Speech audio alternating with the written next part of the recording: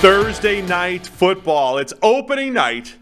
Detroit Lions at the Kansas City Chiefs. When we were at training camp for the Lions, Sam, our friend John works for the Lions, and he reminded us, or informed us, this is the first time Detroit has traveled to Kansas City since 2003, I believe it is. It's been forever because of... Something happened. Yeah, what was the reason they didn't go? There was a London game. Right, that's it. I believe, and there was some other scheduling snafu type of deal. So Detroit has not traveled there for many, many years. The most recent news now, Travis Kelce has they're calling it a bone bruise? So he hyperextended his knee, which has resulted in a bone bruise. Okay, so we got a bone bruise for Travis Kelce. The spread is down to 4.5. Chiefs by 4.5 per DraftKings. Was it 6.5 or 6? It was 5.5 yesterday before, but I think it was a little bit higher previous. It's been at least 6. I can't remember if it was 6.5. I want to go to you as a son of doctors, and Travis Kelce's hyperextension turned bone bruise. What is this going to do for him as a son of doctors here? So, well, not just a son of doctors, as a hyperextended knee survivor. Oh, you survived like my calf injury. Yeah. Well, no, different to your calf injury in that this actually happened. Mine's documented. There was a day in practice where I was on the defensive line, right? And obviously, as a smaller defensive lineman, I was relying purely on speed and the ability to shoot a gap and get into the backfield before things went to hell. Why were you on the defensive line? The bad things happen in practice sometimes. Now, unfortunately, we had a couple of offensive linemen that knew what they were doing. And one of them, I can't remember what the play was, but I shot through the A-gap, and the center essentially turned, shoved me in the back to keep going. Shoot yourself upfield. You're not where the play is going to be. And just the way, my leg came down at the same time as I was getting shoved in the back, foot went into the turf, knee locked, and then leg hyperextended back. Extremely painful. I don't know if there was a bone bruise involved, but just the hyperextension, my knee was not in a good spot for a few weeks. So my initial reaction when this happened was, Kelce's out, not a chance he plays.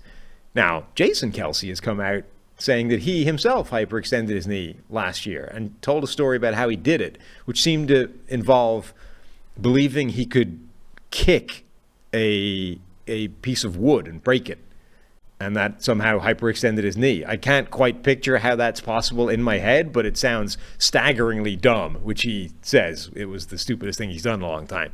But he essentially says he'll be good to go. The bone bruise will hurt. It's bad. It's not good, but he's good. Jason's wrong. There's no way. All the reports, Kansas City, they're going to wait till the swelling comes down and reconvene a little bit. Walt is asking GM Steve if I would play Kelce tomorrow. I say no. If you're the Chiefs? If I would say absolutely not. 17-game schedule, you see. So you have to play the long game here. You have the 10-day layoff before week 2. You do not risk a Travis Kelce further injuring himself here on Thursday Night Football. Yeah, I also think it's much different for Jason Kelce. We've seen offensive linemen play through some ridiculous stuff. Lane Johnson could barely move. And I'm not saying it's easier to do as an offensive lineman. I'm saying they're trying to kick step and pass protect or whatever. A receiver like Kelce has to cut and run. They have to do different things. So I don't think Jason Kelce, comparing his injury to his brother Travis's at completely different positions. No, but his point doesn't hold water. His point is essentially it's just going to be a pain thing, right? He says the ligaments are structurally intact. Once the swelling goes down, now it's just a case of how painful is that bone bruise going to be. And if it's just a pain thing, you can get through it because the ligaments are still fine. That's the issue. Normally when you hyperextend a knee, as in my case, you sprain ligaments as part of that process, and it's the sprain that keeps you out. But if it's a bone bruise, I had a bone bruise in my foot one time. It's just sore as hell, and it doesn't go away for a long time, but you can keep going. So if that's what he's dealing with, maybe it's fine. I would still assume he's probably not playing, but the Kelce update from Kelce has me reassessing that. Yeah, reassess that. Okay. Let's even if whether he's playing or not, I don't think I'm terribly concerned about the Chiefs' offense. We'll have Patrick Mahomes last year. We saw the adjustments to the league. You see, there's a few people out there now, and they're actually, I want to be careful about laughing about it because the people with this take are some people that I respect. Friend of the show, Mina, kind of had this take, which is like, if Travis Kelce if Patrick Mahomes is able to win this game with Sky Moore, like all these guys he's got, no Kelce, this would be crazy. And other people pointed out like they're literally favorites by at least 4 points still. Like it wouldn't be that wild. I don't understand I don't know what she was getting at there. She's basically like, look, this is Patrick Mahomes and nobody anymore. But I don't see people. Who's criticizing Mahomes? Who's questioning Mahomes? Nobody's criticizing him, but it's like this would be the next thing to add to his legacy. If he's able to win a game against the amazing Detroit Lions with no receivers. Game on Thursday Night Football. Right, with no receivers. I think she was a little tongue-in-cheek there. But no, I think she was reasonably serious. All I see in my timeline is like Mahomes is the GOAT. It's not just Mina, by the way. Like other people have been saying this as well. I don't know. Anyway, I think Mahomes made such great adjustments last year, him and what Andy Reid what they were able to do schematically, and they got to this point last year where they were just less reliant on the stars, right? When they lost the Super Bowl against the Bucs, they were too reliant on Tyreek Hill and Travis Kelce, and they've pivoted from that, and we saw that last year. We didn't know who the leading receiver would be going into the season. We didn't know who the leading receiver would be on a weekly basis. Mahomes just spread the ball around. He did not throw the ball downfield nearly as much. It was a yak-driven offense. Mahomes making a ton of good decisions with a few spectacular plays mixed in. So he's capable of doing all that without Travis Kelce. Now, for a game, for an extended period of time, it's going to catch up. At some point, it's third down. What does Travis Kelce add to the offense? There are times on third down where teams have to double him, right? You don't have many tight ends who are getting that type of attention, especially in the middle of the field. That opens up other parts of the offense. That's where you'll miss a Travis Kelce. In a one-game setting, I think they'll be fine. Whether he's hurt, not playing, whatever it might be. Yeah, going into last season, we were questioning how does Patrick Mahomes deal with no Tyreek Hill and a change to the offense, and we haven't necessarily seen the same thing without Travis Kelce, but I think Mahomes has now shown enough ability to adapt to varying circumstances, whether it's what defenses are throwing it at him, whether it's not being able to move on his busted leg, whatever it is. I think he's now shown the capacity to change enough that I'm not massively concerned that he won't be able to survive without Travis Kelce. Yes, it makes a difference. The intuitive, telepathic relationship that those two have, particularly on broken plays, is really, really important. However, I still think Mahomes is going to be fine and find a way to get it done with anybody at receiver, essentially. But it's not just Travis Kelce, right? Chris Jones is still holding out. L'Jarius Sneed is dealing with an injury too. So three of the best players on the Chiefs, certainly the second and third best players on the Chiefs as far as Chris Jones and Travis Kelce go. I was intrigued this year to see the Chiefs' defensive line, of course, assuming Chris Jones would be there, and then saying, okay, first-round pick, Felix Anudike-Uzomah coming in. FAU. George Karlaftis in year 2. We have a suspension for Charles Omenihu, but they've got this unique group of defensive linemen.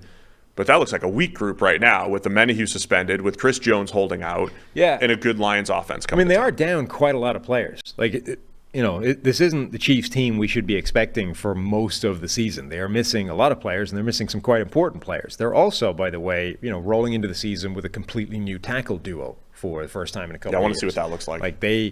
For the second time in a few years, they've essentially said goodbye to both offensive tackles in an offseason and are restocking. Now, you can argue they didn't really have a choice the last time when it was Mitchell Schwartz coming off an injury that effectively ended his career, and Eric Fisher, who was also coming off an injury that didn't end his career but was at least a big question mark.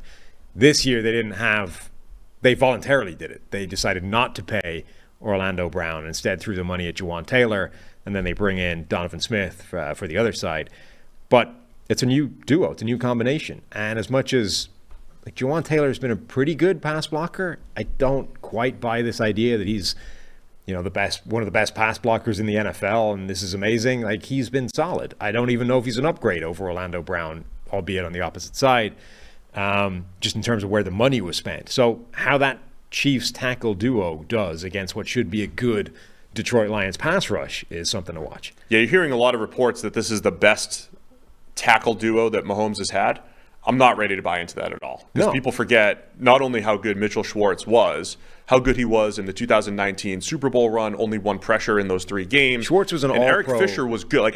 Fisher, very similar. When I talk about offensive linemen progressing, two guys that come to mind are Donovan Smith, who's there now, and Eric Fisher, who was there. Both guys started their career slow, grading got progressively better, and by the time you hit year 4, you say solid starting left tackle. That's what Donovan Smith is. He's coming off an injury-riddled season for the Bucs, but he's gotten better. His best years have also coincided with having Tom Brady there, completely different type of quarterback to protect for than Mahomes, stylistically for where they're going to be in the pocket, so that's just something to keep an eye on. Yeah, Schwartz was an all-pro caliber player who was arguably the best right tackle in the NFL, and that Super Bowl run that he went on at the first one was one of the greatest single postseason runs of any player in NFL history. Like, nobody notices because it was an offensive lineman, but he was basically flawless for the entire postseason in almost all must-pass situations because the Chiefs were always down, and down big. They were permanently passing, and he basically gave up no pressure for the entire Super Bowl run. So